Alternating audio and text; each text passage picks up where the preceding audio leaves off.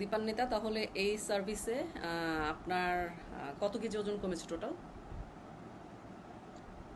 3 মাসের সময় মোট আমার কমেছে প্রায় 4.5 কেজির মতন। ওকে। কারণ আপনার বেবি সাড়ে চার মাঝে একটু কেজির মতন। অসুস্থ ছিল, ওকে নিয়ে হাসপাতালে থাকতে তার হয়েছে। মধ্যে আমার বেবি তো 1 মাস পুরো অসুস্থ। 1 মাস এই হসপিটাল দৌড়াদৌড়ি করা। হুম হুম। তা তখন বাসার খাবার এখানে নিজে খাবার নিজে বানানো খুব অসম্ভব তো। ডিফিকাল্ট হয়ে যায়। তখন আসলে রেস্টুরেন্টই ভরসা ছিল। হুম হুম হুম তো তবুও চেষ্টা করেছি যে যাতে বেশি না খাই বা হুম হুম মানে হুম একটা মডারেশন থাকে, হুম হুম হুম। যাতে আমি কিছুটা হলেও যাতে ক্যালোরিটা মেনটেন করতে পারি। আর এক্সারসাইজ, টু বি অনেস্ট, আমি যেরকম ভাবে ভাবছিলাম যে আমি শুরু করতে পারবো বা কন্টিনিউ করতে পারবো সেটা আমি পারি নাই। বাট একদম খারাপও না, মানে একদমই যে করি নাই তা না। কিন্তু এখন থেকে আমার মনে হচ্ছে যে এখন আমি একটু, আমার ওজনটা একটু ধাঁচে আসছে। তো অ্যাবসলিউটলি। আমি একটু খুশি। না, সবচেয়ে বড় কথা আমি কি, খুশি। ওজন তো কমেছে অল্পই, যেহেতু আপনি ঠিকমতো খেতে পারেন না, কিন্তু আপনি এই জার্নিটা শুরু করে আপনার যে ইমপ্রুভমেন্টটা হয়েছে, এটা হলো আপনার ওয়েস্ট কমেছে কত ইঞ্চি আপনি চিন্তা করেছেন? 7 ইঞ্চি ওয়েস্ট কমেছে। সো আমি চাই। ওয়েস্ট আমার হচ্ছে আগের ছবি বা আগের ড্রেস আর এখনকার ড্রেস পরলে মানে এখন আমার ভালো লাগে, ভালো লাগাটা আবার শুরু হয়েছে। হ্যাঁ মাশাল্লাহ। ঠিক আছে, আমি নতুন মা হয়েছি। মা হইলে একটা থাকেই, সবাই বলে যে এখন হ্যাঁ, একটু ওয়েট অবশ্যই। বেশি থাকবে। কিন্তু একটা পর্যায়ে থাকে যে যখন নিজেকে আমি শুরুতে আয়নায় দেখতাম, আমার মানে এরকম অবস্থা তো আমার আগে কখনো হয় নাই, বা এত ওজন কখনো বাড়ে নাই। হুম হুম তো হুম। খারাপ লাগতো, একটু হলেও খারাপ লাগতো যে এরকম হয়েছে, আমি কি আবার আগের মতো আগের অবস্থায় কি ফেরত যেতে পারবো কিনা, বা ওভারঅল আমাকে আপনার কতটা আসলে দেখেন, কষ্ট করতে হবে। ফুল বডি থেকেই আপনার মানে ওয়েস্ট থেকেই 7 ইঞ্চি, সো সব মিলায় আপনার প্রায় 14 ইঞ্চির কাছাকাছি ওয়েস্ট কমেছে আমার মনে হয়, থাই বাইসেপ সব কিছু মিলিয়ে। সো এই যে একটা ভালো একটা ফ্যাট কমেছে, ওজন কমে নাই কারণ আপনার আমি তো বেশি খাবার দিয়েছি আসলে। আমি আপনার, না আমি হচ্ছে হ্যাঁ, তো ব্রেস্ট পোস্টপার্টাম ফিডিং সার্ভিসে, হ্যাঁ, করতেছি খাবার তো। বেশি, কারণ বেবি ফিট করে, সো সব দিক মাথায় রেখে। হুম, কিন্তু আপনার ফ্যাটটা তো কমেছে, ওজন না হয় কম কমেছে, হ্যাঁ। বাট ওজন চাইলে তো এটা ডাবল কমানো যেত, আমরা তো কমাই নাই তা। না, আর সব থেকে বড় কথা যে আমার মানে মানে একটা থাকে না যে মানুষ চিন্তা করে ডায়েট করলে হচ্ছে তুমি দুর্বল হয়ে যাবা, তোমার মাথা ঘোরাবে, তোমার চুল পড়বে। সবাই হচ্ছে পোস্টপার্টাম হেয়ার লস নিয়ে আমাকে খুবই ভয় দেখাইছে। এটা হয়তো বা অনেকের, মানে আমি নিজের মায়ের ক্ষেত্রেও দেখছি যে অনেক চুল পড়ছে বা সেই, আমার ওটা হয় নাই, থ্যাঙ্কস গড। সেটা না, আমার হয় নাই। ওই যে প্রোটিন বেশি এবং থাকলে। এই হুম খাবারের হুম। রেস্ট্রিকশন রেখেও কিন্তু আমার এনার্জিটা সুন্দর, মানে আগের থেকে আমার মনে হয় যে আমার এনার্জি বেড়ে গেছে। আর চুল পড়াটা তেমন হয় নাই, মানে ওরকম না যে থাকে না ডায়েট করলে বা ই করলে হরমোনাল চেঞ্জের সময় প্রচুর প্রচুর মানুষের চুল পড়ে বা ওরকম। তো এই দুইটা নিয়ে আমি খুব কনসার্ন ছিলাম না, যে এটা এক এটা হচ্ছে সত্যি কথা। এনার্জি আর দুই হচ্ছে চুল। কারণ আপনার স্ট্যামিনা যদি খারাপ করে আপনাকে ডায়েট করাই, ওজন কমানো যাবে, কিন্তু স্ট্যামিনাটা তো আর আসলে হ্যাঁ, এটা, আবার আমারটা রিবাউন্ড করবে। এটা আবার ব্যাক করে। যাই হোক, আমারও টার্গেট থাকে এইটা, যে আপনার দেখেন প্রায় বডি থেকে 14 ইঞ্চি কমে গেছে, মানে 14 ইঞ্চি ফ্যাট কমেছে, ওজন কিন্তু 4.5 কেজি মাত্র। কিন্তু এই এই ওজনটা আবার আপনি ধরেও রাখতে পারবেন, কারণ অনেক বেশি ওজন তো কমেনি। হ্যাঁ। আপনি বেশি না। খাবার খেয়েছেন, হেলদি খাবার খেয়েছেন, আপনি এনার্জি আগের চাইতে ভালো হয়েছে। আপনি বেবিকে ক্যারি করতে পারেন, বেবির পেছনে ছুটতে হচ্ছে, ওকে নিয়ে 1 মাস হাসপাতালেও ছিলেন, ও অসুস্থ ছিল। হ্যাঁ। তো ওভারঅল আপনি 2 মাস ফলো করেছেন, তারপরে মনে হয় আমি 2 উইকস এক্সট্রা দিয়েছিলাম, তাই না? তো সব মিলায়, হ্যাঁ, যেহেতু বেবি হাসপাতালে ছিল এই জন্য আর কি ওইটা আমি ইয়ে করেছি।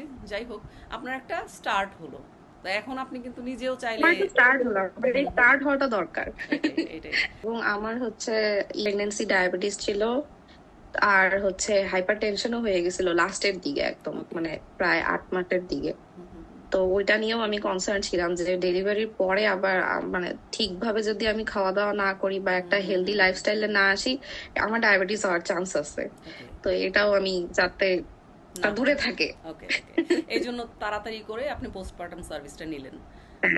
কষ্ট হ্যাঁ। হলেও আপনার জন্য দেখেন একটা স্টার্ট হয়ে গেল মাশাল্লাহ। আপনি এখন থেকে আপনি আস্তে আস্তে অল্প করে করে টার্গেট রাখবেন, অনেক বেশি টার্গেট একবারে রাখবেন না যে আমি এতখানি ওজন কমায় ফেলবো।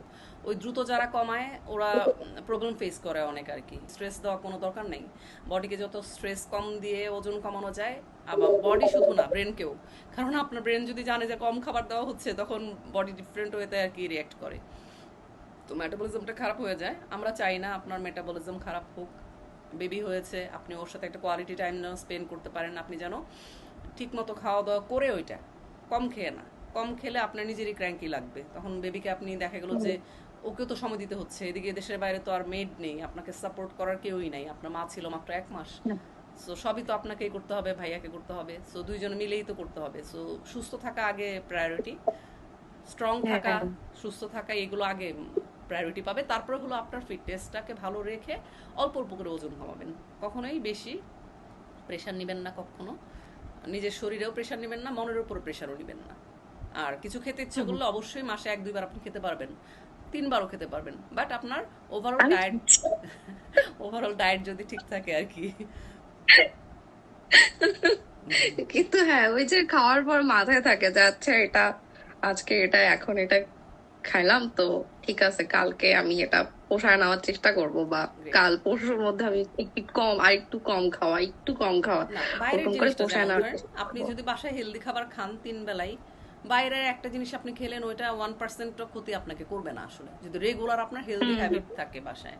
তো মেক শিওর করবেন যে হ্যাঁ। বাসার খাবারটা 100% হেলদি রাখা, এটা হেল্প করে আপনাকে ফিজিক্যাল হেলথে, যখন আমার আপনার একটা বাসার খাবার সুবিধা যে আমি 100%। ব্যাচ কুকিং করি, তো তো দেখা যায় যে এই যে শনি রবিবার আমার হাতে সময় থাকে, হুম হুম কারণ বাচ্চা ওর বাবা নিয়ে থাকে, তো ওই টাইমটাতে আমি একটু বেশি করেই মিল তৈরি করে রাখি, ধরো 1-3-4 অ্যাটলিস্ট 3-4 দিনের জন্য। হুম হুম হুম। তো তো ওর জন্য আমার মানে বাইরে অত বেশি খাওয়া খাওয়া হয় না হয় না, কোনো আচ্ছা। আসলে আপনি খেলেন, পরিমাণ একটু কম অনুষ্ঠান খেলেন, ঠিক আছে, রোজ খাবেন না।